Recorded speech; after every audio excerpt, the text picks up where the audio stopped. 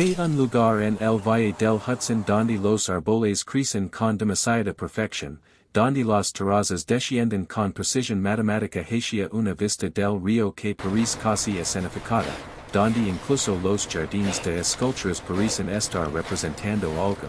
yste quedas ali el tiempo suficiente. A la sombra de ese palacio de piedra de 6 pisos que llamaban Kaiket, podrías empezar a preguntar cuánto cuesta que la naturaleza misma obedezca, que clase de hambre leva a un hombre a taular toda una colina a su imagen y semejanza, y que oscuros pactos con el poder y la complicidad se esconden tras esas 40 habitaciones de elegante sobriedad que la familia Rockefeller ocupó durante 4 generaciones mientras el siglo americano crecía y se fracturaba a su alrededor. Esta no es la historia de una casa, es una historia sobre la necesidad de un imperio de ser amado, sobre el dinero del petróleo que intenta desesperadamente comprar la redención, sobre una familia que entendió, quizás mejor que cualquier otra dinastía estadounidense, que la inmensa riqueza te hace no solo poderoso sino profundamente vulnerable, odiado y eternamente escadronado, y que cada fuente, cada estatua importada, cada colección de arte cuidadosamente seleccionada era una pieza de armadura en una guerra por la legitimidad que comenzó en el momento en que John D. Rockefeller se convirtió en el hombre más rico y despreciado de Estados Unidos. El nombre Kaiket en sí, que en Holland significa mirador, lo dice todo, era una torre de vigilancia, una fortaleza disfrazada de finca rural, construida por un hombre que había aplastado a la competencia, manipulado los mercados y monopolizado toda una industria con una eficiencia tan despiadada que el Congreso tuvo que inventar nuevas leyes para detenerlo, y que luego pasó la segunda mitad de su vida intentando desesperadamente transformar su reputación de barón ladrón a patriarca benévolo. Invirtiendo su fortuna de Standard Oil en hospitals, universidades y investigación médica mientras su familia construía este monumento en una colina como si dijera, pertenecemos aquí, nos hemos ganado la belleza, no somos los monstruos que creen que somos, excepto que los archivos no mienten, y cuando se investigan los registros de construcción. Las disputas laborales, las maquinaciones políticas, los costos ambientales de remodelar todo un paisaje y la forma en que este palacio funcionó. Como centro neurálgico de las fundaciones filantrópicas que dieron forma a la política sanitaria mundial, financiaron la investigación eugenésica y ejercieron el poder blando en todos los continentes, uno se da cuenta de que Kaiket es menos un hogar que una compleja maquinaria de lavado de reputación. Sus 40 habitaciones albergan no solo arte y muebles, sino toda la arquitectura moral del intento del capitalismo estadounidense de justificarse. John D. Rockefeller no empezó queriendo un palacio, empezó queriendo domina. Nacido en 1839, hijo de un estafador y una madre devotamente bautista en el norte del estado de Nueva York, creció con una peculiar combinación de la astucia y moral de su padre y la rígida certeza moral de su madre. Aprendió desde muy joven que el mundo era un campo de batalla donde los estudios devoraban a los débiles y que el éxito se medía en términos absolutos, no en comodidad ni suficiencia, sino en control total. Su padre, William Avery Rockefeller, era un bigamo y vendedor ambulante que vendía elixirs de dosos y rara vez estaba en casa, enseñando al joven John que el mundo era fundamentalmente deshonesto y que la supervivencia requería ser más astuto que todos los que te rodeaban, mientras que su madre Eliza mantenía un devoto hogar baptista donde el ahorro, la disciplina y la apariencia de respetabilidad eran primordiales, y de esta herencia contradictoria John D. desarrolló una personalidad que los historiadores han luchan por comprender por completo, un hombre que podía ser absolutamente despiadado en los negocios mientras mantenía una convicción religiosa genuina, que podía orquestar la destrucción de los medios de vida de los competidores mientras creía sinceramente que estaba construyendo un sistema más eficiente que servía al bien común, que podía acumular riqueza a una escala que lo convirtió en blanco de complots de asesinato anarquistas mientras donaba porciones sustanciales de sus ingresos a la caridad desde sus primeros años laborales, y que parecía genuinamente desconcertado de que el público estadounidense lo odiara cuando creía que su monopolio en realidad había bajado los precios del queroseno y hecho que la iluminación fuera asequible para las familias comunes. A los 16 años era contable en Cleveland, demostrando ya una atención obsesiva al detalle y la capacidad de detectar patrones en los datos financieros que caracterizarían toda su carrera. A los 20 años, ya estaba en el negocio de la refinación de petróleo en Cleveland, reconociendo que el verdadero dinero no residía en la perforación petrolera, eso era demasiado impredecible, demasiado dependiente de los azares geológicos, sino en la refinación y la distribución, en el control de la infraestructura que convertía el crudo en productos utilizables y los llevaba al mercado. Esta intuición, esta comprensión de que el poder residía en monopolizar los sistemas cotidianos en los que la mayoría de la gente no pensaba, definiría por completo su enfoque empresarial. En 1870, fundó la Standard Oil de Ohio con socios, y lo que siguió durante la década siguiente fue una clase magistral de prácticas monopolísticas que las escuelas de negocios han estudiado hoy. Negoció acuerdos secretos de reembolso con los ferrocarriles, obteniendo no solo descuentos en sus propios envíos, sino que también recibía pagos cada vez que sus competidores enviaban petróleo por esos mismos ferrocarriles, lo que, en esencia, obligaba a sus rivals a subvencionar sus operations. Se dedicó a la fijación de precios predatorios, vendiendo queroseno temporalmente por debajo del coste en mercados donde operaban competidores hasta que estos se declararan en quiebra, para luego volver a subir los precios una vez que había eliminado a la competencia. Creó elaboradas estructuras corporativas que oscurecían la propiedad y lo permitieron coordinar lo que parecían ser empresas independientes. Fue pionero en la integración vertical, comprando no solo refinerías, sino también oleoductos, instalaciones de almacenamiento, redes de distribución, incluso las empresas que fabricaban los barriles, hasta que controló cada paso del petróleo crudo a la lámpara del cliente, y todo esto lo hizo con una precisión metódica que sus competidores describieron como diabólica, trabajando 15 horas al día. Manteniendo registros detallados de cada transacción, supervisando personalmente las operaciones y mostrando una capacidad casi sobrenatural para identificar debilidades en las operaciones de los competidores y explotarlas sin piedad. En 1880, Standard Oil controlaba aproximadamente el 90% de la refinación de petróleo estadounidense, y John D. Rockefeller era rico más allá de la comprensión contemporánea. En la década de 1890, su fortuna personal se estimaba en más de 300 millones de dólares cuando el trabajador estadounidense promedio ganaba unos $500 al año, una disparidad tan grotesca que ayudó a encender el movimiento de reforma de la Edad Dorada, el periodismo de investigación como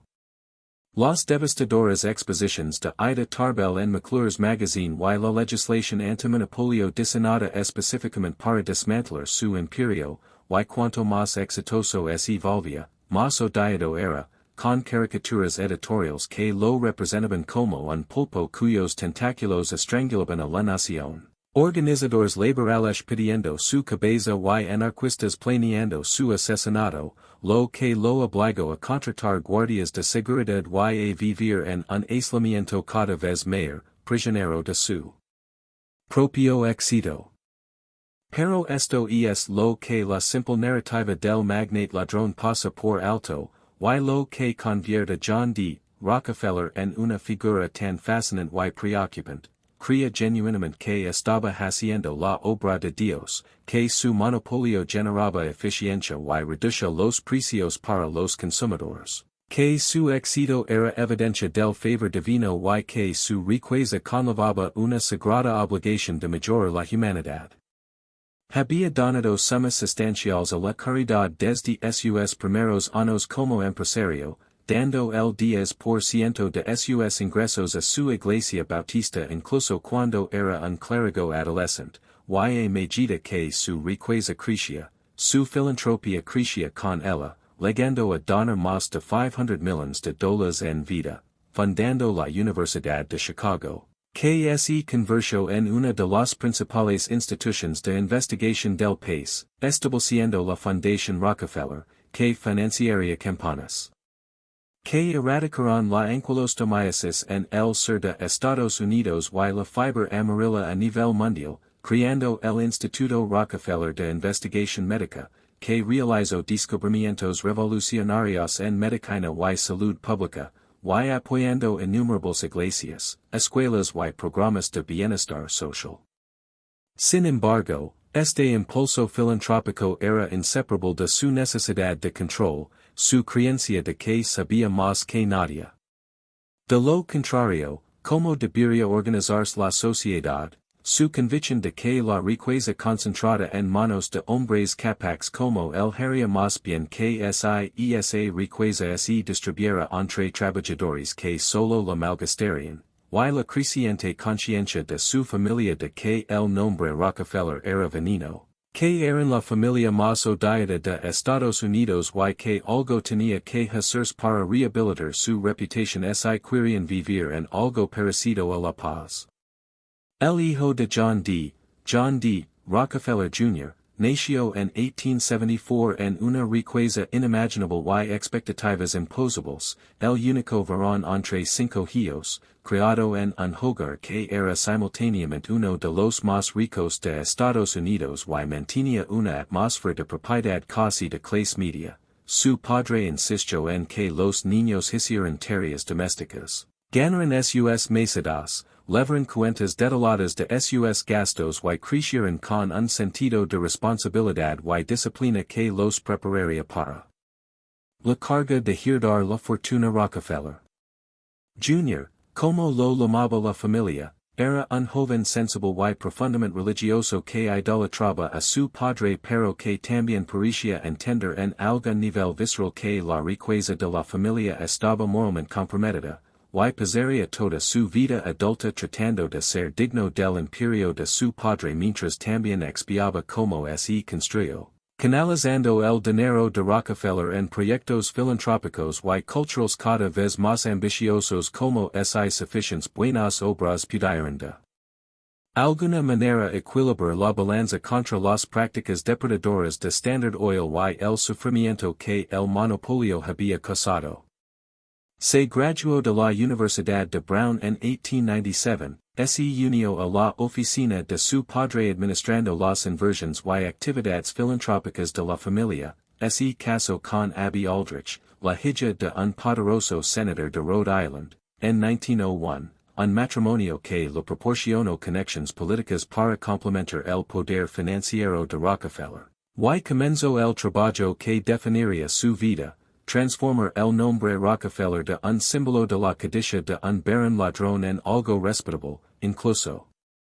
admirable, a través de la filantropía estratégica y el mecenazgo cultural, y fue Junior quien finalmente daría forma a Kaiket en lo que vimos hoy, transformando la casa de campo relativamente modesta de su padre en una declaración sobre el poder, el arte y la posibilidad de redención a través de la belleza.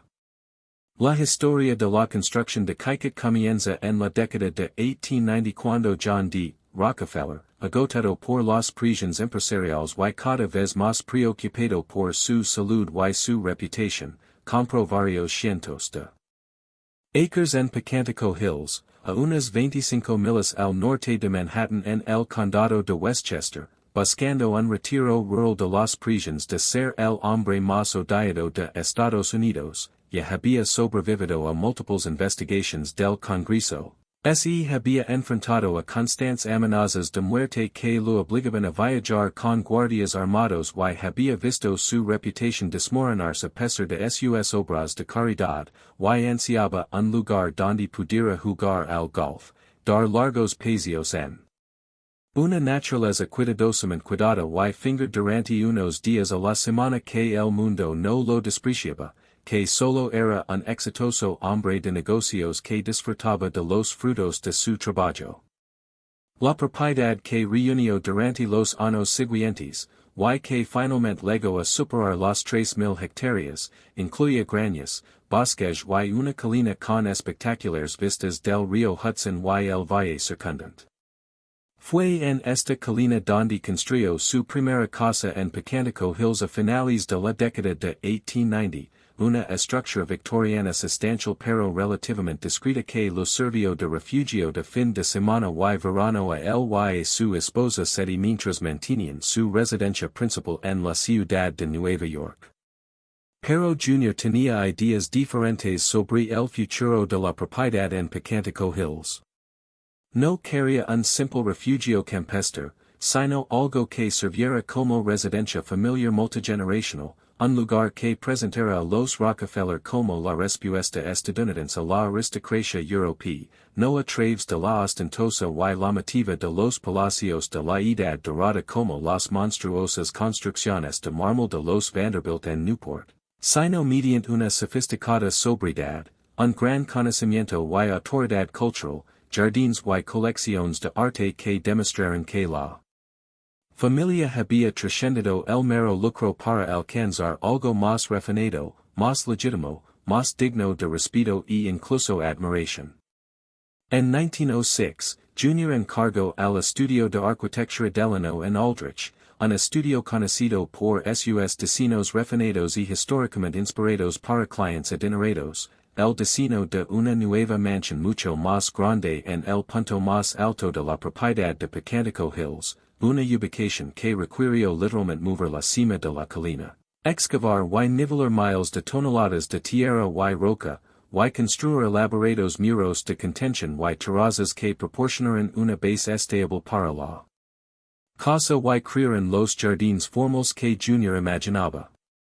La construcción de Kaiket entre 1906 y 1913 fue una proeza de ingeniería que requirió de cientos de trabajadores que trabajaron durante varios años, y aquí encontramos la primera capa de trabajo invisible que las historias oficiales tienden a pasar por alto. Albañiles italianos traídos específicamente para taular y colocar la fachada de piedra caliza de Indiana porque sus habilidades en el trabajo de la piedra se consideraban superiores a las de los trabajadores estadounidenses, trabajadores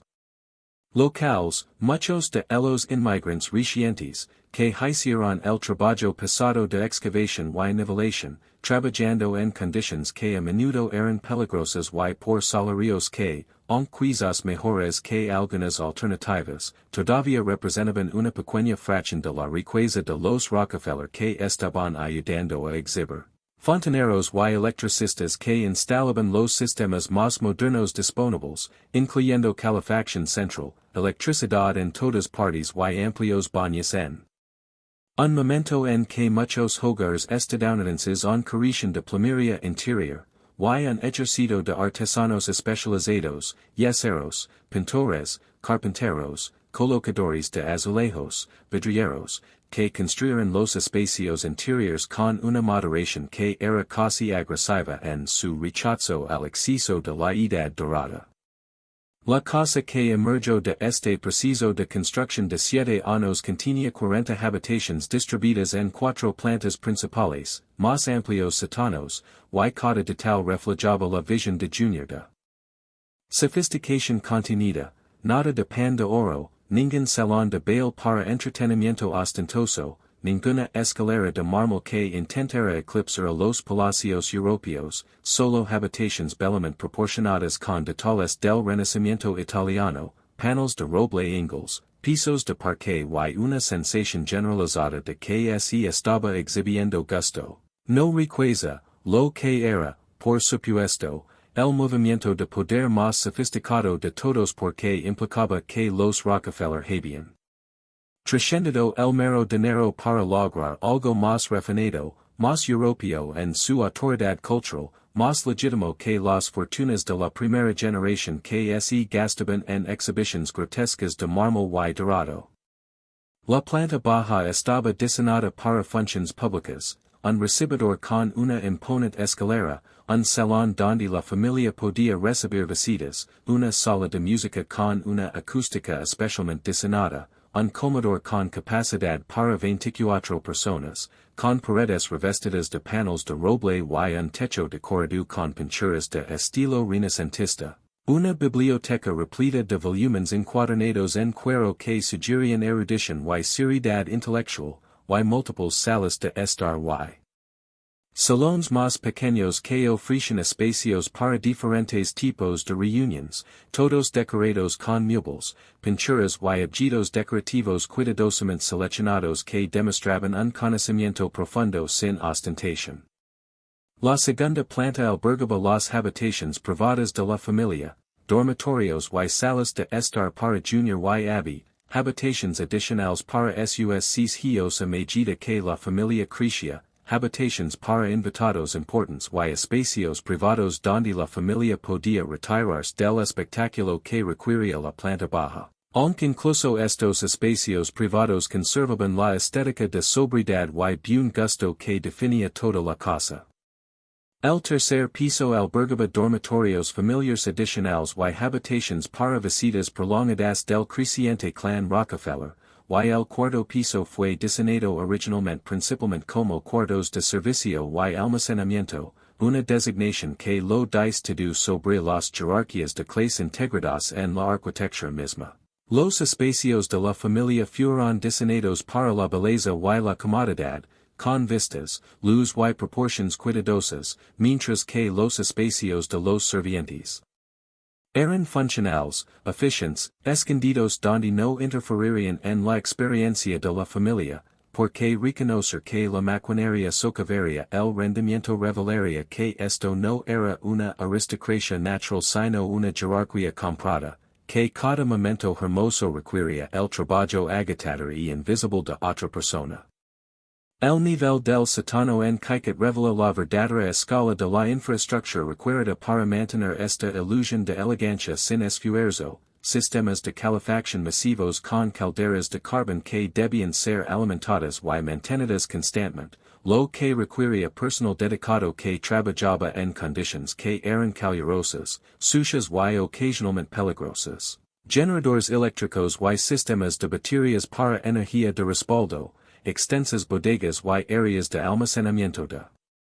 alimentos porque una casa de esta escala necesitaba mantener suministros para la familia, sus invitados y el propio personal, cocinas a escala comercial con áreas especializadas para diferentes tipos de preparación de alimentos, incluyendo salas separadas para pastelería, carnicería y preparación de verduras. Atendidas por múltiples cocineros y ayudantes de cocina que trabajaban en jerarquías casi tan rígidas como la división de arriba abajo, áreas de comedor para el personal donde comía en un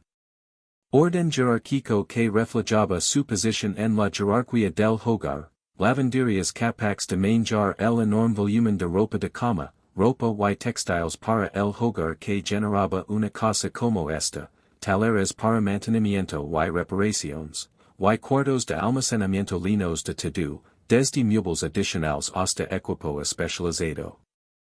Para los jardines, porque a esta escala incluso las tareas menores requerían almacenamiento y organización dedicados, y toda esta infraestructura fue diseñada para ser invisible para la familia y sus invitados, oculta bajo tierra donde no se entrometería en la experiencia estética cuidadosamente elaborada de arriba.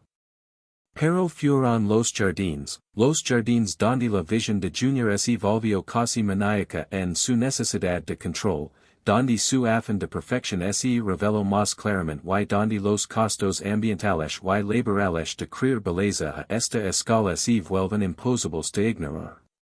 Incluso antes de que se terminara la casa, Junior encargó a William Wells Bosworth, arquitecto y paisajista formado en bellas arts que había estudiado en el MIT y la École de Beaux-Arts de Paris, que diseñara elaborados jardines formales inspirados en las villas renacentistas italianas. Durante las décadas siguientes, Junior supervisó obsesivamente cada detalle, gastando millones de dólares en el dinero de hoy y empleando a docenas de jardineros durante todo el año para crear y mantener jardines que incluyen múltiples niveles de parterres en terrazas con patrones geométricos de boj para do y flores de temporada. Esculturas clásicas colocadas en puntos cuidadosamente calculados para crear puntos focales y enmarcar vistas, fuentes y elementos de agua que requieren su propio suministro de agua y sistemas de bombeo independientes, un jardín japonés con plantas importadas y elementos de diseño tradicionales, un jardín de rosas que en su apogeo contenía miles de rosas que requieren mantenimiento diario, extensos huertos y invernaderos que abastecen la casa con frutas y flores frescas durante todo el año. Y kilómetros de senderos y césped cuidadosamente mantenidos que conectaban estas diferentes áreas del jardín en un todo coherente. El resultado fue esencialmente un museo al aire libre que convirtió la naturaleza en arte, o tal vez en evidencia de que los Rockefeller podían imponer orden en cualquier cosa, incluso en el agreste paisaje del Valle del Hudson que había existido durante milenios antes de que el dinero de la Standard Oil llegara para remodelarlo según las preferencias estéticas de una familia. Y aquí es donde la historia se vuelve oscura si prestas atención, donde necesitamos hablar sobre lo que realmente significó crear este paisaje. Remodelar ese paisaje requirió no solo dinero, sino también el desplazamiento de comunidades existentes, la compra y demolición de granjas y casas vecinas cuyos dueños pudieron o no haber querido vender. Pero les resultó difícil recazar cuando una de las familias más ricas del mundo hizo una oferta, la expansión gradual de la finca Rockefeller a más de 3,000 acres mientras Junior compraba sistemáticamente cualquiera que pudiera arruinar sus vistas o interrumpir la privacidad de su familia. El cierre de caminos públicos que habían servido a la comunidad local durante generaciones y desviándolos alrededor de la finca, la colocación de letreros de prohibido el paso, y la contratación de guardias de seguridad para hacer cumplir los límites, creando lo que era esencialmente un reino privado donde se eliminó el acceso público, donde los residentes locales perdieron las rutas tradicionales y los lugares de reunión, donde el deseo de la familia Rockefeller por la belleza y el aislamiento triunfó sobre cualquier otro reclamo sobre la tierra, y aunque todo esto era perfectamente legal, Junior pagó precios justos de mercado y algo más. Utilizó abogados para garantizar que todas las transacciones fueran correctas y probablemente incluso creyó que era ser generoso, representaba una especie de poder especial del que rara vez hablamos. Cuando hablamos de riqueza, la capacidad de simplemente borrar la geografía de otras personas, de hacer que tus preferencias estéticas sean más importantes que sus vidas diarias, de convertir un paisaje funcional de granjas, bosques y comunidades en un monumento al proyecto de redención de tu familia, y hacerlo tan minuciosamente que en una generación la gente olvidó que alguna vez hubo algo más allí. Olvidó las granjas que habían producido alimentos para los mercados locales, olvidó a las familias que habían vivido en esa tierra durante generaciones, olvidó los caminos y senderos y espacios comunes que habían unido a una comunidad. Porque cuando tienes suficiente dinero puedes literalmente reescribir el paisaje y la historia, puedes hacerlo como si tu visión siempre hubiera sido el estado natural de las cosas. El trabajo necesario para mantener que una vez construido revela otra capa incómoda de esta historia, otra dimensión de explotación invisible que los recorridos y los libros de mesa de café tienden a pasar por alto. En su apogeo en las décadas de 1920 y 1930, la finca empleaba a más de 200 personas. Jardineros que llegaban al amanecer para podar el césped, cuidar las flores, podar los cedros y rastrillar los caminos para que todo luciera perfecto cuando la familia se despertara. Jardineros que mantenían los caminos y la infraestructura y reparaban muros y cercas, servientes domésticos, incluidas mucamas, lacayos y mayordomos que limpiaban, servían y mantenían el interior en ese régimen peculiar donde su trabajo tenía que ser invisible porque verlos trabajar destruiría la ilusión de elegancia sin esfuerzo. Cocineros y personal de cocina que preparaban comidas elaboradas y lidiaban con la compleja logística de alimentar no solo a la familia sino también a sus invitados. Frecuentes y el propio personal, chauffeurs y mecánicos para mantener la creciente flota de automóviles, personal de seguridad para patrolar los límites y garantizar la privacidad, trabajadores de mantenimiento, incluidos electricistas, fontaneros, carpinteros y pintores que mantenían todo en orden. Orden de trabajo, y durante el apogeo de la phase de construcción del jardín, docenas de trabajadores especializados adicionales, incluidos albañiles para las terrazas y fuentes, ingenieros hidráulicos para los sistemas de agua y horticultores que obtenían y instalaban plantas exóticas de todo el mundo. Y la mayoría de estos trabajadores vivían en alojamientos para el personal en la propiedad o en viviendas cercanas que controlaban los Rockefeller, creando una dinámica de ciudad-empresa donde los trabajadores dependían de la familia no solo para el empleo, sino también para la vivienda y la comunidad, y aunque la familia se enorgullecía de ser buenos empleadores que pagaban salarios decentes y brindaban beneficios generosos para la época, asistencia médica, pensiones, oportunidades educativas para los hijos de los trabajadores. La relación fundamental era feudal, un pequeño ejército de trabajadores cuyo trabajo era hacer que la vida de la familia Rockefeller pareciera sencilla. Anticipar las necesidades antes de que se expresaran, limpiar, cocinar, hacer jardinería, conducir y mantener de tal manera que la maquinaria fuera invisible, porque reconocer el trabajo socavaría todo el rendimiento, revelaría que esto no era una aristocracia natural sino una jerarquía comprada, que cada hermosa mañana requería la de alguien más. El agitado trabajo antes del amanecer, que cada vista perfecta del jardín requería la vigilancia constante de otra persona contra las malas hierbas y el desorden, que cada comida elegante requería el trabajo caluroso y sudoroso de otra persona en las cocinas industriales de abajo, y esta invisibilidad era el punto. Era esencial para mantener la ilusión de que los Rockefeller simplemente vivían de esta manera naturalmente, que el gusto y la cultura eran su derecho de nacimiento en lugar de algo construido a través de la explotación del trabajo de otros. John D. Rockefeller Sr. se mudó a Connecticut cuando se terminó en 1913, viviendo allí de forma intermitente, dividiendo su tiempo entre Pecanico Hills, la residencia familiar en la ciudad de Nueva York, y una casa de invierno en Florida, hasta su muerte en 1937 a la edad de 97 años, pasando sus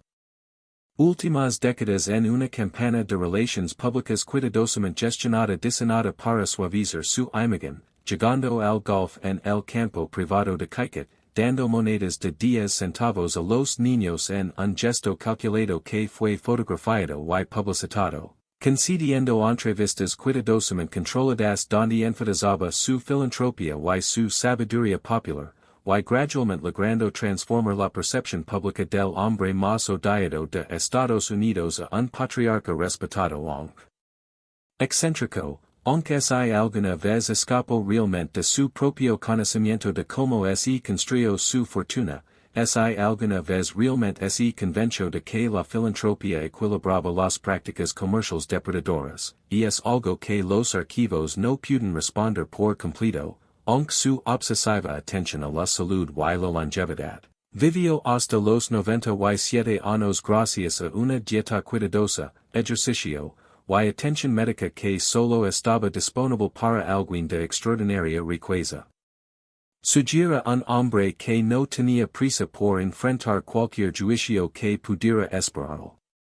Mientras tanto, Junior lucaba con su propia crisis moral, enfrentando en 1914 lo que se convertiría en el trauma definitorio de su vida cuando milicianos de Colorado y guardias de la compañía asesinaron a mineros de carbón en huelga y a sus familias en una mina propiedad de Rockefeller en Ludlow, Colorado. En lo que se conoció como la masacre de Ludlow, el 20 de abril de 1914, la Guardia Nacional de Colorado y los guardias de la compañía atacaron una colonia de tiendas de mineros en huelga,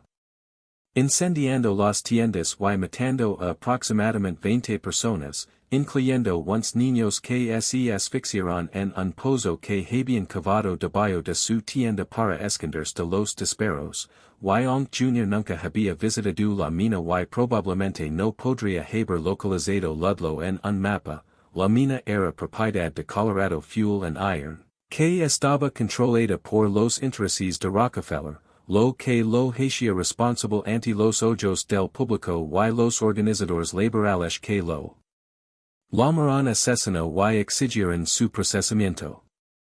Las secuelas de Ludlow obligaron a Junior a afrontar los costos humanos de la riqueza de su familia de maneras que su padre había logrado de un monopolio y su comodidad dependía del trabajo explotado, y esta función psicológica de la finca, como un espacio de refugio moral, de distracción estética de verdades incómodas, y es quizás su aspecto más importante y más inquietante, porque revela cómo la belleza en sí misma puede convertirse en una especie de arma, una forma de desviar la crítica, una actuación que dificulta mantener un juicio moral claro porque, como así puede condenar por completo a alguien que creó algo tan hermoso, que preservó tanto arte, que financió tanta investigación importante, incluso si todo eso se construyó sobre la explotación y el monopolio y el sufrimiento de trabajadores como los que murieron en Ludlow.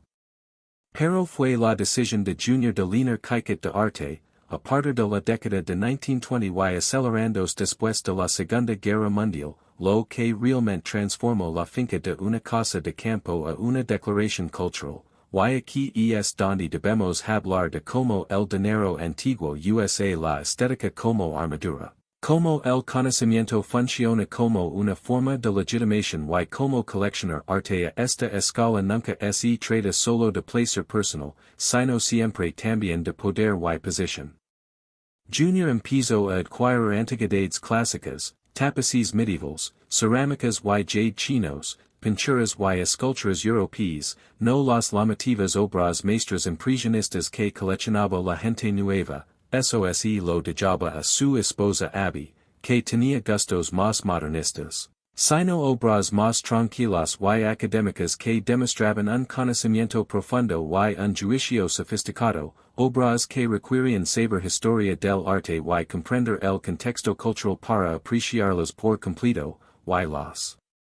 exhibió por todo Kaiket con la ayuda de curadores profesionales y historiadores del arte, convirtiendo la casa en un museo privado que cumplía múltiples funciones simultáneas, elevaba las credentials culturales de la familia, proporcionando una prueba tangible de que apreciaban los logros más altos de la civilización y pertenecían a la misma conversación que los aristócratas europeos que habían estado coleccionando durante siglos. Proporcionaba algo para discutir con los dignatarios y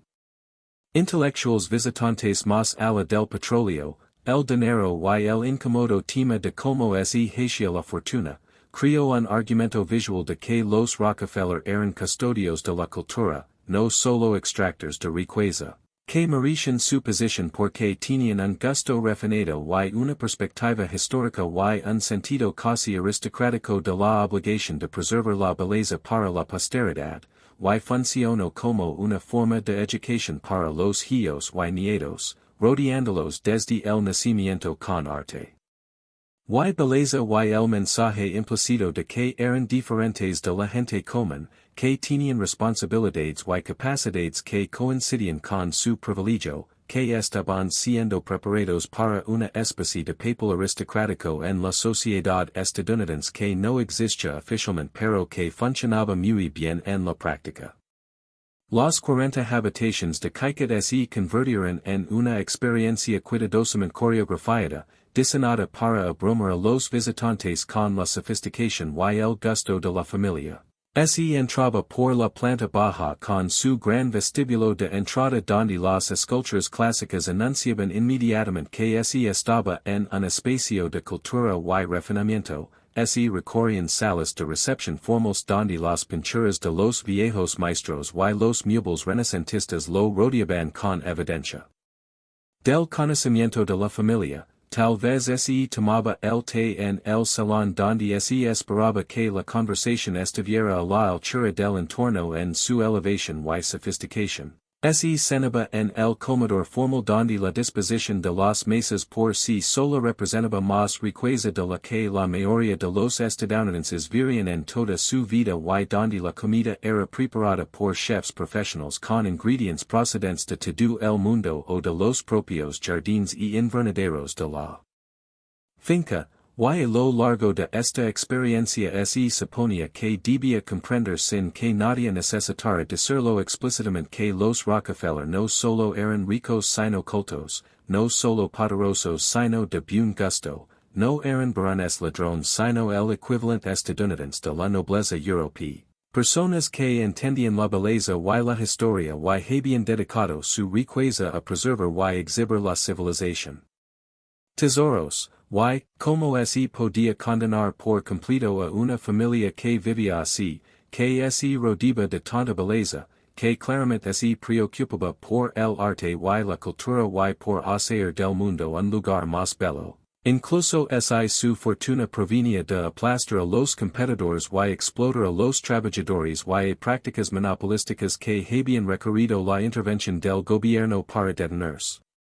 La esposa de Jr., Abby Aldrich Rockefeller, trajo su propia visión estética a Kaiket, y representa una fascinante contranarrativa al coleccionismo conservador de Jr. porque Abby fue una genuina pionera en el coleccionismo de arte estadounidense, una de las primeras grandes coleccionistas en tomar en serio el arte moderno, ayudando a fundar el Museo de Arte Moderno de Nueva York en 1929 y sirviendo en su junta durante años, coleccionando obras de Matisse, Picasso y modernistas estadounidenses emergentes en un momento en que la mayoría del establishment estadounidense consideraba tales obras degeneradas o incomprensibles, y creía apasionadamente que el arte moderno era democrático, accesible y moralmente importante en formas que el coleccionismo tradicional no lo era, que representaba una ruptura con las tradiciones aristocráticas europeas que habían dominado el gusto estadounidense y ofrecía una nueva estética que era más igualitaria y más honesta sobre el mundo moderno. Pero en Kaiket, su sensibilidad moderna tuvo que coexistir con el gusto más conservador de Jr. y la presencia de su padre, creando una tensión dentro de la casa entre la innovación y la tradición, entre el riesgo artístico genuino y el prestigio cultural seguro, entre el impulso de Abby hacia lo nuevo y democrático y el impulso de Jr. hacia lo establecido y legitimator, y esta tensión reflejó la lucha más amplia de la familia Rockefeller a lo largo del siglo XX para descubrir que debería significar su riqueza. Eran custodios de los valores tradicionales o fuerzas progresistas, su papel era preservar la cultura establecida o apoyar la innovación radical, y la respuesta, inevitablemente, fue que intentaron hacer ambas cosas, coleccionando tanto viejos maestros como arte moderno, financiando tanto organizaciones benéficas tradicionales como programas sociales experimentales, posicionándose como conservadores y progresistas simultáneamente dependiendo de lo que requiriera el momento, y esta flexibilidad, esta capacidad de posicionarse en múltiples lados de los debates culturales y políticos, era en sí misma una función de la riqueza, porque cuando tienes recursos virtualmente ilimitados no tienes que elegir, puedes cubrir todas las apuestas, apoyar a todos los lados y asegurarte que si la dirección cultural o política que tome la sociedad, habrás estado en el lado correcto de historia, o al menos poder afirmar que lo eras. En los años de entreguerras, las décadas de 1920 y 1930 entre las dos guerras mundiales, que funcionó cada vez más como algo más que una casa de campo, se convirtió en el centro de mando de un imperio Rockefeller en expansión, con influencia cultural y política, que operaba a través de fundaciones filantrópicas y relaciones personales, en lugar del control corporativo.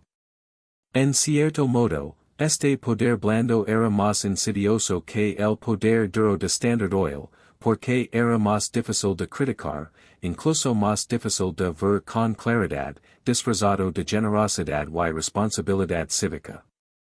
Junior orquestó la restauración de Colonial Williamsburg en Virginia, comprando y restaurando la ciudad de la era colonial en un proyecto que costaría millones durante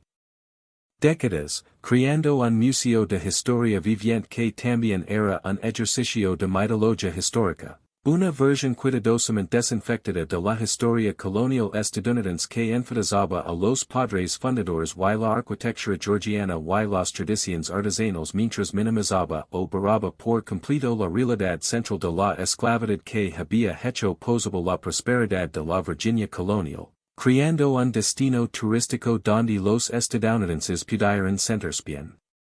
Con su historia, pudieran imaginar una fundación noble no manchada por la brutalidad que realmente la caracterizó, y esta desinfección histórica fue paralela al propio esfuerzo de los Rockefeller por desinfectar su historia, por crear una narrativa de su familia que enfatizara la filantropía y la cultura mientras minimizaba o borraba las prácticas monopolísticas depredadoras y la violencia laboral que realmente caracterizaron el ascenso de Standard Oil.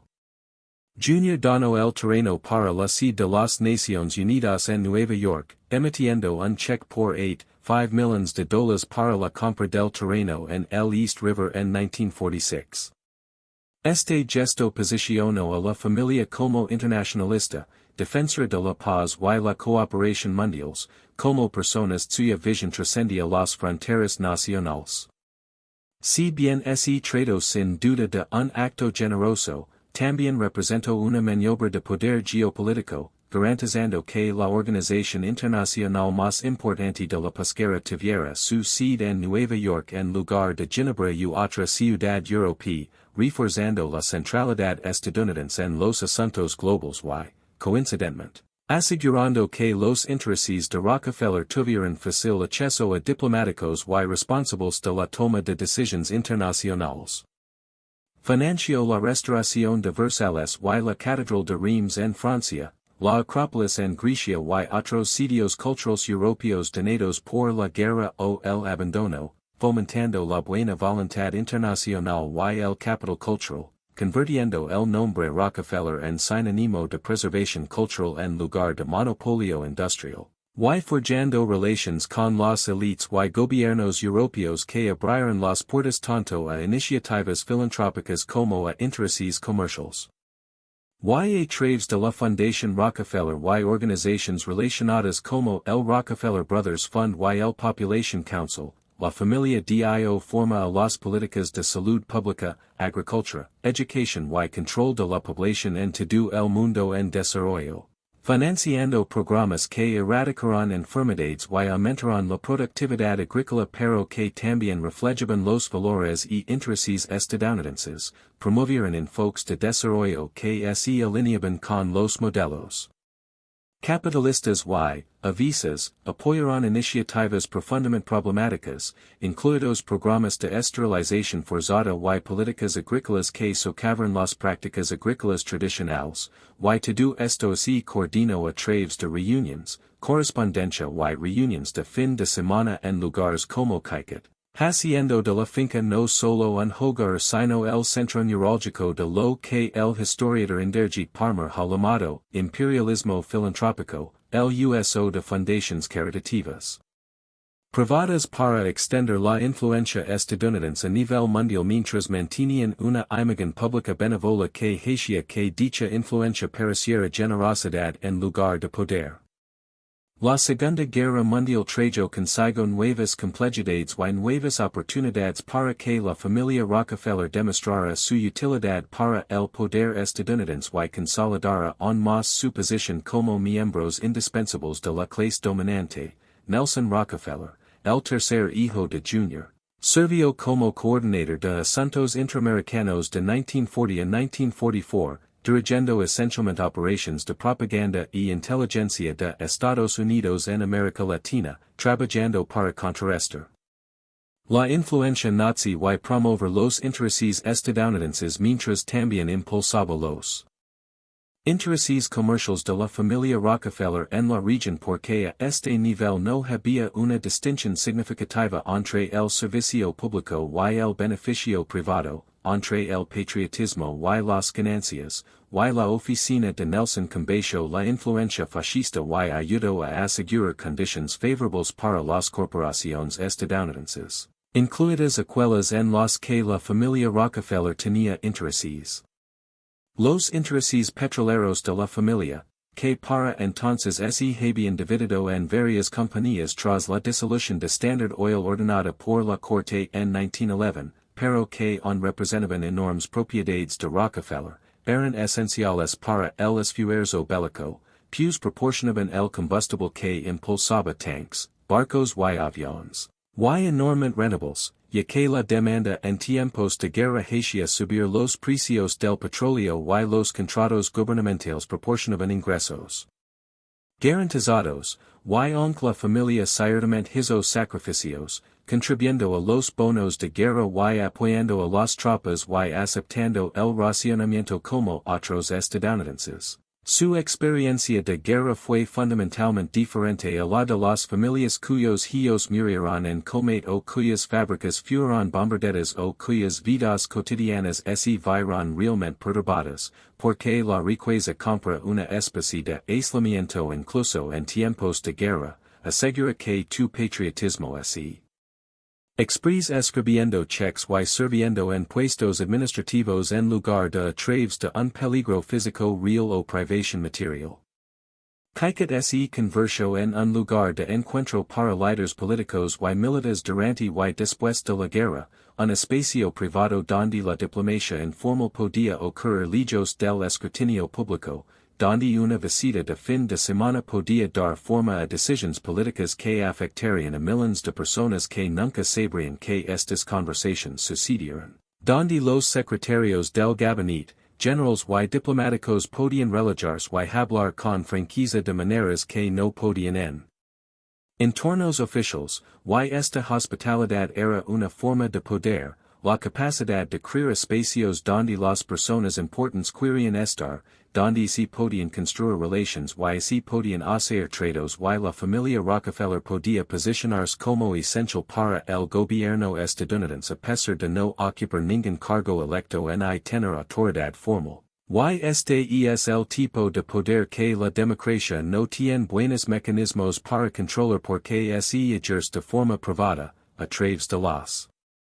relations sociales y la influencia personal, a través de la capacidad de levantar un teléfono y contactar a cualquiera, a través de la comprensión implícita de que cuando un Rockefeller sugiere algo, vale la pena considerarlo porque tiene recursos y conexiones que pueden hacer que las cosas sucedan o evitar que sucedan. Y nada de esto implica nada ilegal o incluso particularmente poco ético según los estándares convencionales, y es simplemente como opera el poder a este nivel, a través de redes relations y la atracción gravitatoria de una enorme riqueza. Pero fue Nelson Rockefeller quien realmente transformaría kaikat en las décadas de la posguerra, heredando la propiedad tras la muerte de su madre Abby en 1948 y la de su padre Jr. en 1960. Nelson era una criatura completamente diferente a su padre, mientras que Jr. era reservado y moralmente ansioso, Nelson era expansivo y ambicioso, mientras que Jr. se preocupaba por la reputación familiar. Nelson la asumía como una especie de derecho de nacimiento, mientras que Jr. coleccionaba arte para demostrar su cultura. Nelson coleccionaba arte para demostrar poder, para domina las conversaciones culturales, para rodar de belleza y importancia de maneras que anuncian su importancia a cualquiera que prestara atención. Nelson sirvió como gobernador de Nueva York durante 4 mandatos, de 1959 a 1973, ejerciendo el poder estatal para impulsar proyectos masivos de infraestructura y programas sociales. Construyendo el sistema de la Universidad Estatal de Nueva York y el Albany Mall y innumerables autopistas, puentes y parques, proyectos que emplearon a cientos de miles de personas y transformaron el paisaje físico y social del estado, y hizo todo esto mientras mantenía Caicut como su residencia principal, viajando a Albany cuando era necesario pero siempre regresando a Pocantico Hills, convirtiendo la finca en una especie de capital en la sombra donde el verdadero trabajo de gobierno a menudo ocurría en reuniones de fin de semana y cenas con asesores, legisladores y líderes empresariales.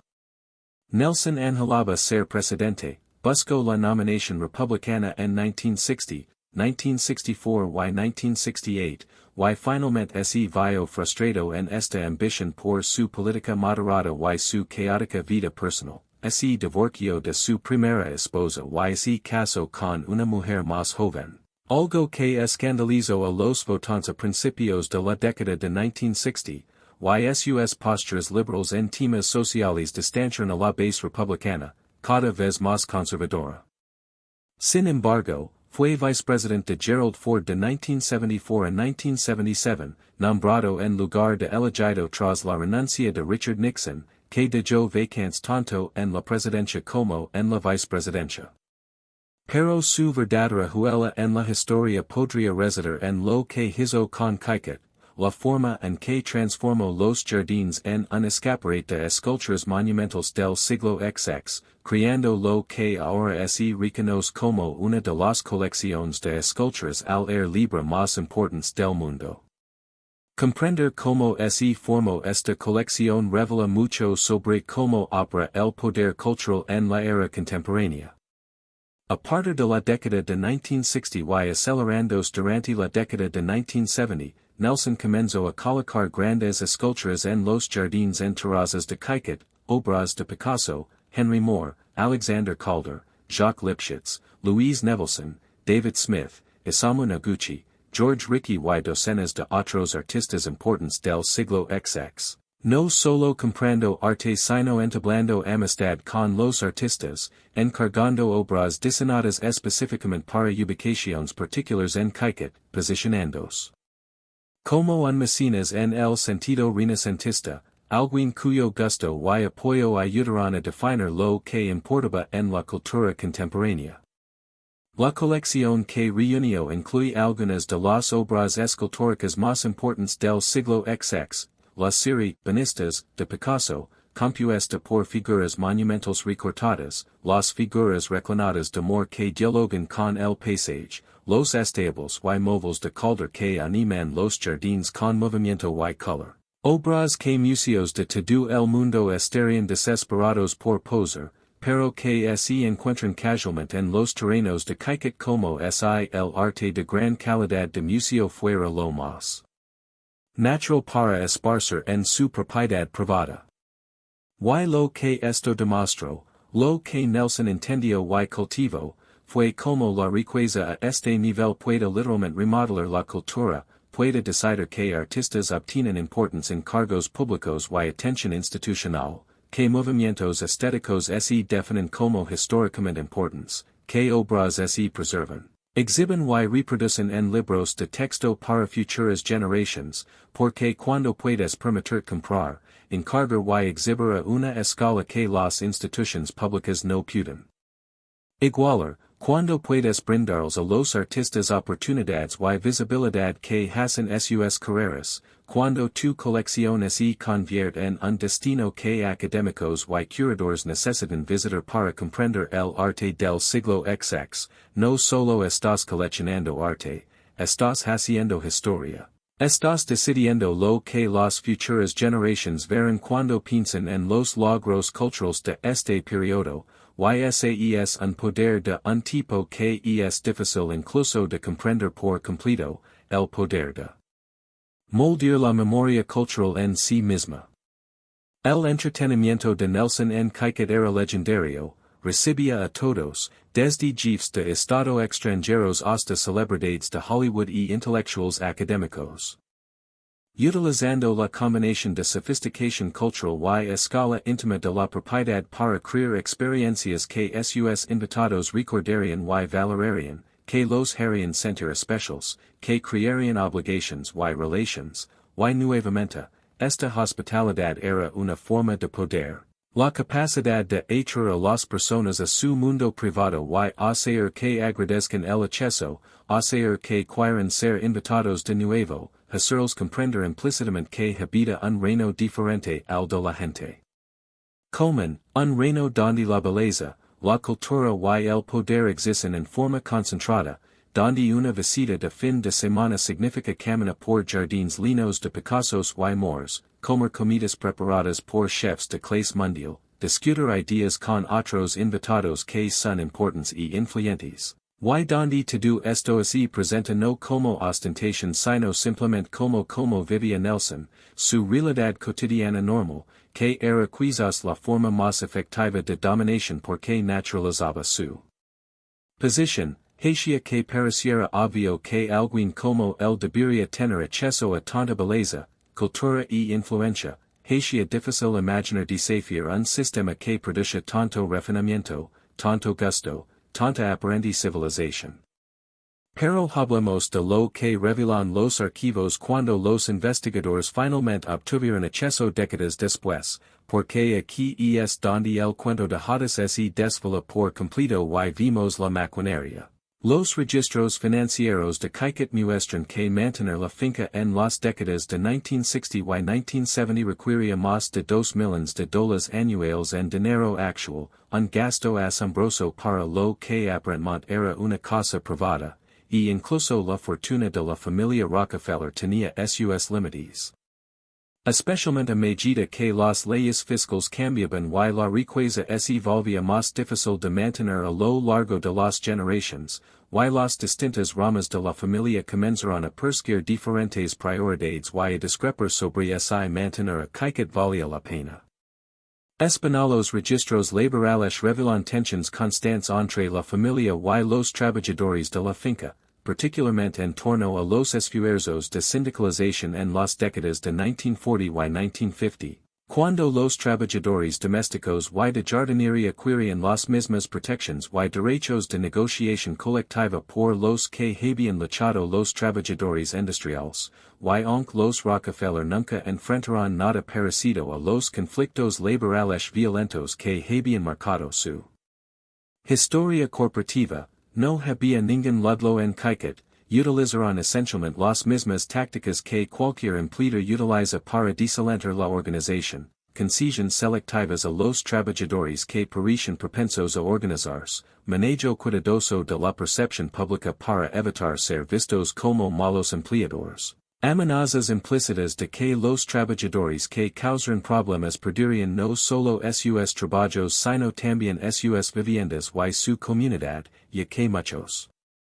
empleados de la finca vivían en la propiedad o en viviendas cercanas controladas por los Rockefeller. Y el desequilibrio fundamental de poder entre los trabajadores que necesitaban sus trabajos para sobrevivir y los empleadores para quienes toda la empresa era discrecional hicieron que los esfuerzos de sindicalización fueran difíciles y en gran medida infructuosos. Estudios ambientales realizados en las décadas de 1970 y 1980 mostraron que las prácticas intensivas de jardinería y paisajismo necesarias para mantener la apariencia de Kaiket implicaban el uso masivo de pesticidas y herbicidas, cantidades de fertilizantes químicos que se escurrían hacia los cursos de agua locales. Sistemas de riego que consumían cientos de miles de galones durante los meses de verano incluso durante las sequías, y una preferencia por plantas ornamentales no nativas sobre los ecosistemas nativos que crearon lo que los ecologistas describieron como un desierto verde, superficialmente hermoso pero que albergaba mucha menos biodiversidad que los ecosistemas originales de bosques y praderas del Valle del Hudson que existían antes de que los Rockefeller remodelaran el paisaje de acuerdo con sus preferencias estéticas. La correspondencia entre los miembros de la familia, en particular entre Junior y sus hijos y más tarde entre Nelson y sus hermanos, revela una ansiedad constante por la percepción pública, una atención obsesiva a cómo se retrataba a la familia en los medios, un uso estratégico de las subvenciones y donaciones de fundaciones para dar forma a la cobertura y construir relaciones con periodistas y académicos que podrían convertirse en aliados o críticos, y frecuentes discusiones sobre esa la posición de la familia era sostenible en una era cada vez más democrática cuando la riqueza dinástica se veía con más sospecha, cuando los movimientos laborales y de derechos civiles desafiaban las jerarquías establecidas, cuando las políticas fiscales supuestamente estaban diseñadas para prevenir exactamente el tipo de concentración de riqueza que representaban los Rockefeller, y caiquet en se estaba convirtiendo más en un pasivo que en un activo, más en una carga que en un placer, más en un símbolo de desigualdad que en un monumento al cultivo, y estas ansiedades no eran infundadas porque en la década de 1970, mantener una propiedad privada de 3,000 acres con una mansión de 40 habitaciones y una colección de arte invaluable se estaba volviendo cada vez más difícil de justificar incluso para los Rockefeller, especialmente a medida que las crisis energéticas, las recesiones económicas y la polarización política hacían que la riqueza ostentosa pareciera menos aceptable, menos admirable, más como evidencia de un sistema roto que como prueba de un éxito merecido.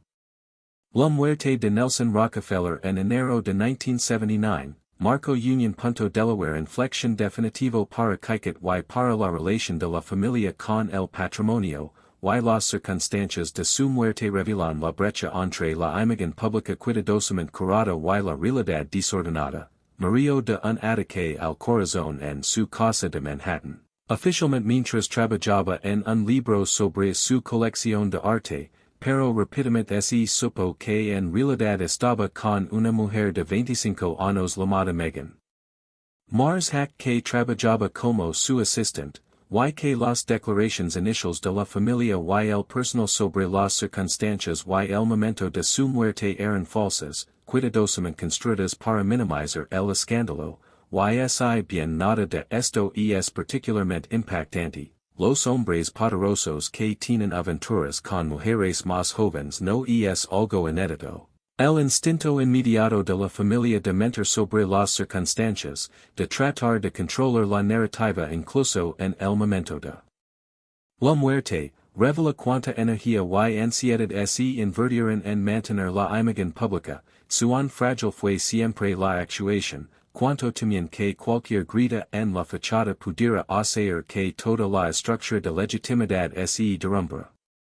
La viuda de Nelson, Happy Rockefeller, continuó viviendo en caiquet a tiempo parcial, pero no tenía el apego emocional de Nelson al lugar en su visión de su papel, y las realidades prácticas se estaban volviendo imposibles de ignorar. La finca requería un personal de tiempo completo de más de 50 personas solo para el mantenimiento básico. Necesitaba millones anualmente para las operaciones, requería reparaciones constantes y actualizaciones de sistemas a medida que la infraestructura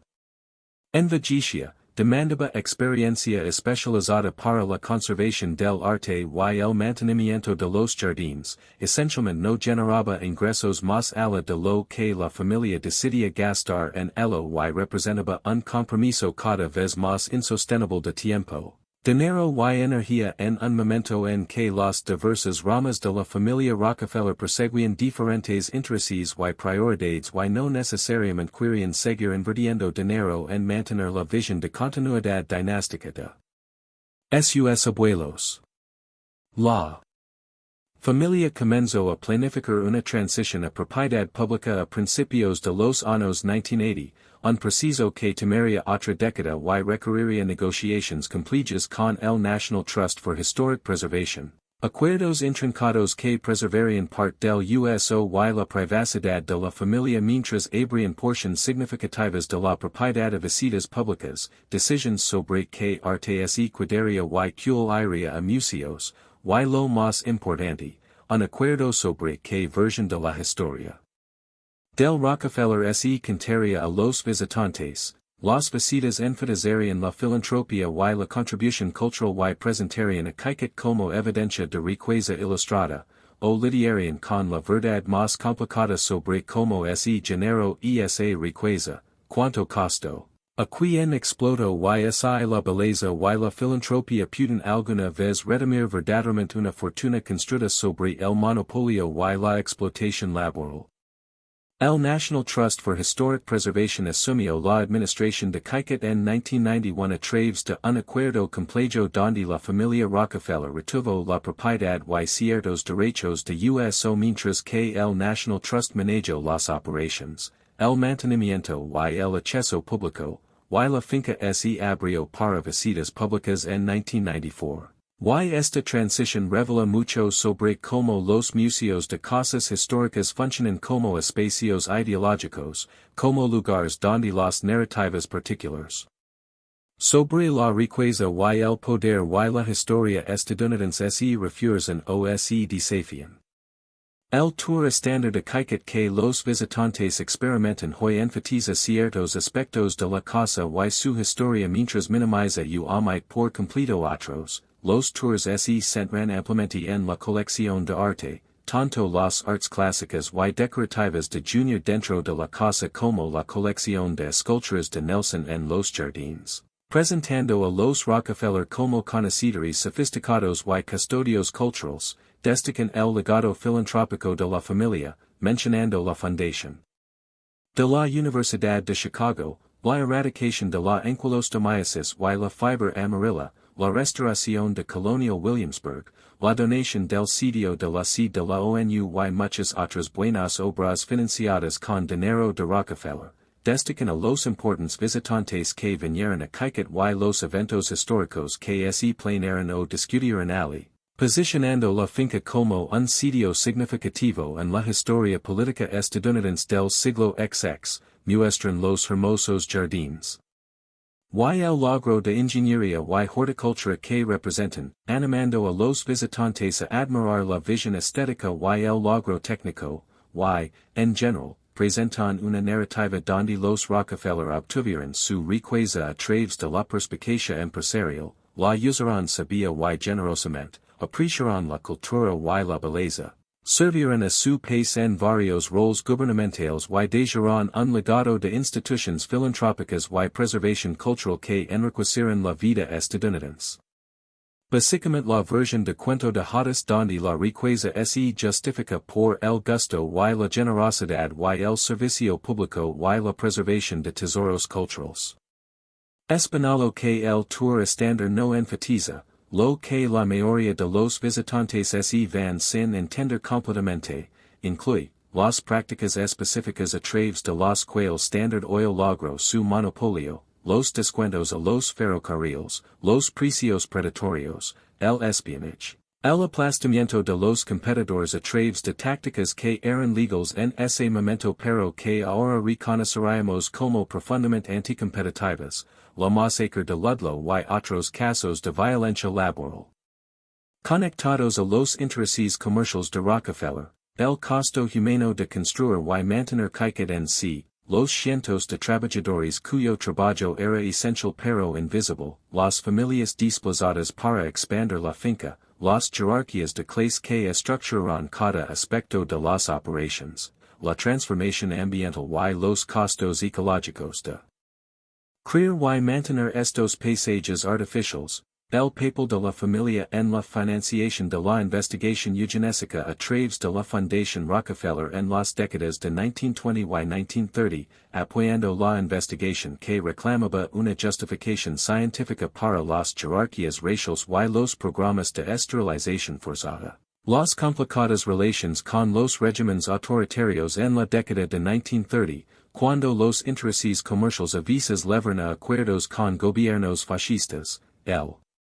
uso de fundaciones filantrópicas para dar forma a la política y extender la influencia estadounidense a nivel mundial en formas que servirán tanto a intereses humanitarios como estratégicos pero que también reforzarán las estructuras de poder y la hegemonía estadounidense. El papel de la riqueza familiar en la política y las preguntas que esto plantea sobre la gobernanza democrática cuando los individuos pueden gastar sumas virtualmente limitadas para dar forma a las elecciones y la política. Y la pregunta fundamental de si la riqueza dinástica de esta escala es compatible con los principios democráticos independientemente de su generosamente se despliegue. Si cualquier cantidad de filantropía puede realmente justificar o redimir la concentración de recursos que podrían transformar millones de vidas controladas por una sola familia que no responde ante nadie más que a sí misma. Estudios más recientes sobre Kikit y la familia Rockefeller han comenzado a complicar la narrativa oficial de maneras importantes. La extensa biografía de Ron Chernow de 1998, Titan, presentó a John D. Rockefeller como más despiadado y más complejo que los relatos anteriores, documentando sus prácticas monopolísticas con minucioso detalle mientras que también tomaba en serio sus motivaciones religiosas y su genuina creencia en la caridad sistemática, pintando un retrato de un hombre que era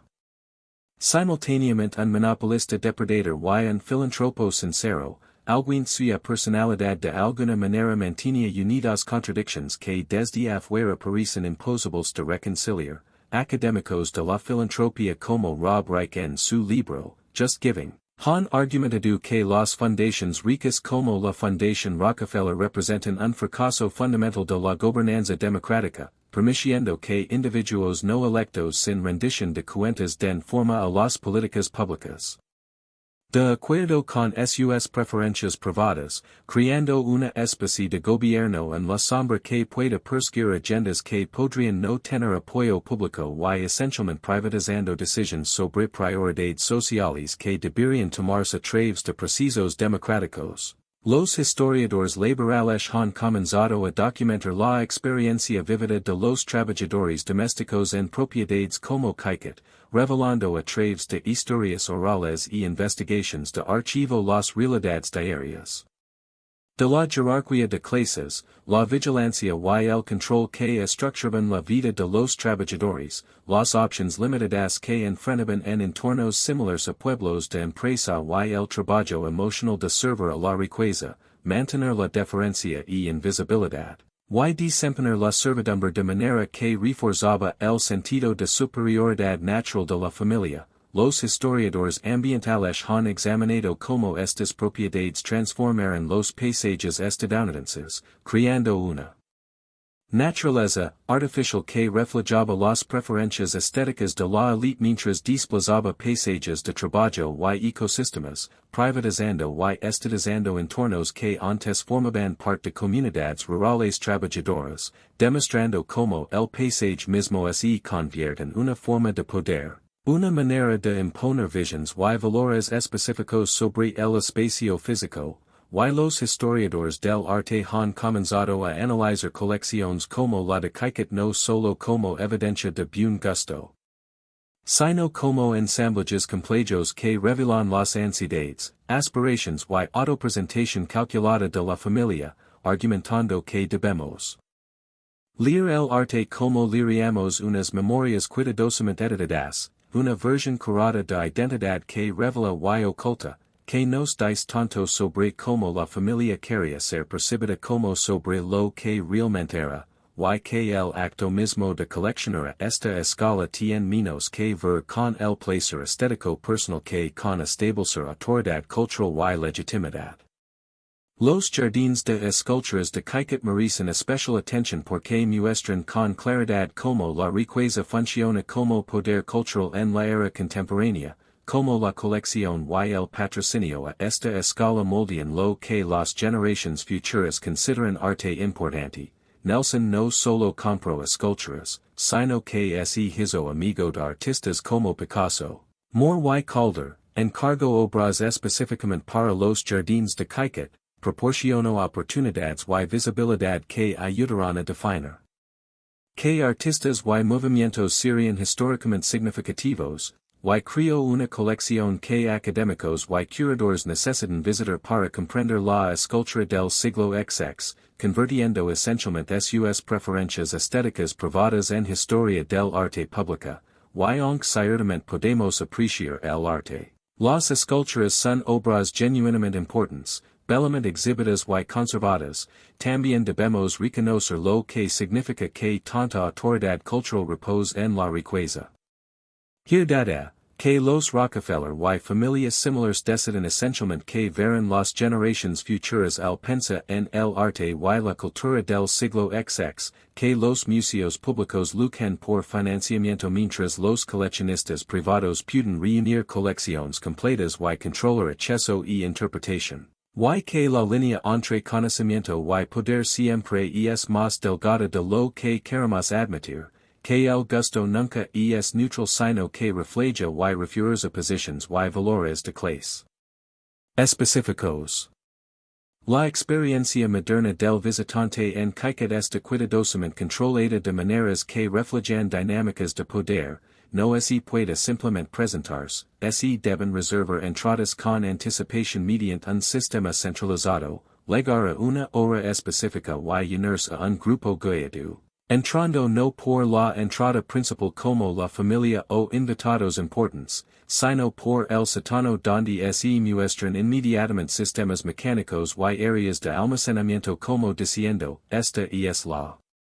realidad detrás de la belleza, somos honestos contigo, aunque por supuesto esta revelación controlada es parte de la actuación, se avanza solo por rutas aprobadas memorizadas por los guías, quien señalan obras y detalles arquitectónicos manteniendo un tono positivo sobre el gusto y generosidad de la familia. Sin reconocer aspectos oscuros de la historia ni plantear preguntas incómodas sobre riqueza y poder, sin tocar nada ni desviarse del recorrido prescrito, conscientes de que guardias y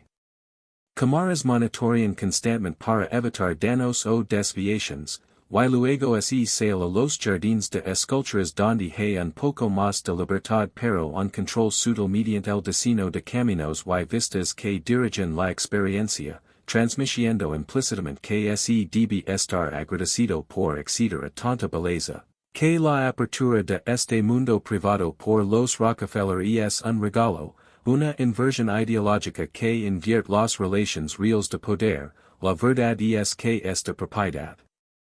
fue construida con riqueza extraída de monopolios que manipularán mercados y explotarán trabajadores, mantenida mediante influencia política que protegió esa riqueza, abierta al público solo cuando resultó impráctico mantenerla como residencia privada y después de asegurar arreglos que preservan privacidad y control mientras se obtenían beneficios fiscales y de relaciones públicas, y la experiencia del tour la enmarca como generosidad familiar, no como derecho del público.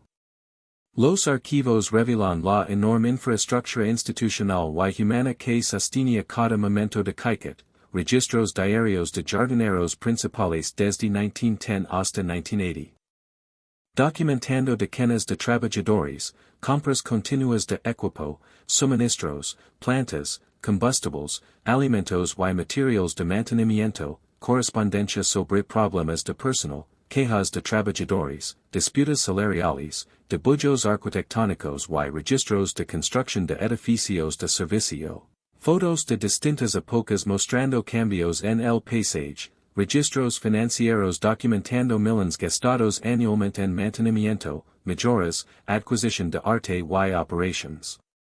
Cartas personales con preocupaciones sobre costos y prioridades, revelando que incluso para los Rockefeller, con riqueza prácticamente ilimitada, Caiquet era tanto carga como placer, actuación constante y monumento que exigía mantenimiento interminable y justificación. Planteando la pregunta de que obtenían más ala del placer evidente de bellos alrededores y arte impresionante, legitimidad, la capacidad de señalar algo tangible y culturalmente significativo y decir, esto creó nuestra riqueza.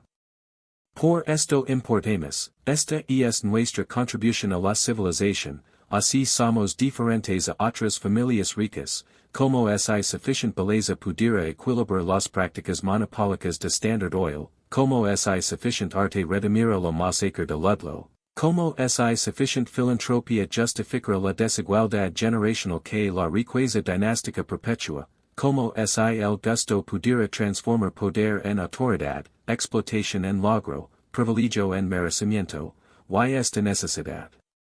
desesperada de transformación, esta conversión alquímica de dinero en significado, es quizás el aspecto más humano y trágico de toda la historia de Kaiket porque revela que incluso en la cúspide de la riqueza estadounidense, incluso en un palacio de 40 habitaciones lleno de Picassos, no había verdadera seguridad, en escape del juicio, sin poder disfrutar sin justificar, defender y actuar sobre el derecho a poseerlo, y en ese sentido los Rockefeller estaban tan atrapados por su riqueza. Como empoderados por ella, condenados a actuación constante, ansiedad interminable, trabajo sin fin para mantener una legitimidad siempre frágil, siempre disputada, siempre a un escándalo o cambio de opinión pública de colapsar completamente, y quizá esa si la verdad más oscura que encarna Kaiket, la riqueza extrema no compra libertad, felicidad o seguridad, sino que crea nuevas formas de prisión, obligations, vulnerabilidades, formas de estar atrapado, y las 40 habitaciones con su contención de buen gusto y colecciones cuidadosamente curadas son esencialmente un argumento de 40 habitaciones de que la fortuna Rockefeller fue ganada y no extraída, merecida y no herdada, justificada y no problemática, un argumento que debe hacerse continuamente, que nunca puede ganarse de forma definitiva, que requiere mantenimiento constante al igual que los jardines y edificios, y que las generaciones futuras juzgarán no por sus propios términos sino por el registro histórico completo, por la evidencia de cómo ese género y mantuvo la riqueza, que costó realmente y a quien sirvió, y al mirar ese registro completo, al ver no solo la belleza sino también la explotación, no solo la filantropía sino también el monopolio, no solo el arte sino también el trabajo, no solo el gusto sino también el poder. Nos vimos obligados a confrontar preguntas incómodas sobre si todo esto valió la pena, si la belleza creada mediante desigualdad puede ser realmente hermosa, si los logros culturales financiados por explotación son genuinos, si las instituciones construidas sobre bases problemáticas pueden ser plenamente legítimas, y fundamentalmente si como sociedad deberíamos continuar preservando y celebrando monumentos a la riqueza dinástica como Kaiket o si la preservación en sí misma es una complicidad, una forma de respaldar el sistema que creó estos lugares, una negativa a enfrentar plenamente lo que representan y lo que costaron, y no tengo respuestas fáciles a estas preguntas, estoy genuinamente conflictuado porque puedo recorrer Kaiket y apreciar arquitectura, arte y jardines mientras reconozco lo que representan y ocultan, puedo reconocer que surgen cosas buenas de la riqueza Rockefeller, avances médicos, instituciones educativas, patrimonio cultural preservado. Mientras insisto en que ninguno de esos resultados justifica las prácticas monopólicas y la explotación laboral que generaron la riqueza, y tal vez esa tensión, esa incapacidad de reducir las contradicciones a una historia simple de bien o mal, sí. La manera más honesta de relacionarse con lugares como Kaiket y familias como los Rockefeller, sosteniendo múltiples verdades simultáneamente, crearon belleza genuina y financiaron trabajos importantes, y su riqueza provino de explotación y monopolio, su filantropía fue sincera y también interesada, y su legado es tanto un logro cultural notable como una concentración preocupante de poder antidemocrático, y podemos visitar Kaiket y apreciar lo que encontramos allí mientras también planteamos preguntas difíciles sobre el sistema que lo hizo posible y si queremos seguir viviendo en una sociedad donde existe tal desigualdad extrema, donde la riqueza dinástica puede moldear cultura y política durante generaciones, donde el acceso a belleza y oportunidad sigue siendo profundamente desigual. Y donde palacios en colinas aún funcionan como miradores desde los cuales los pocos afortunados contemplan un paisaje que su riqueza ha modelado y cuyo poder continúan controlando.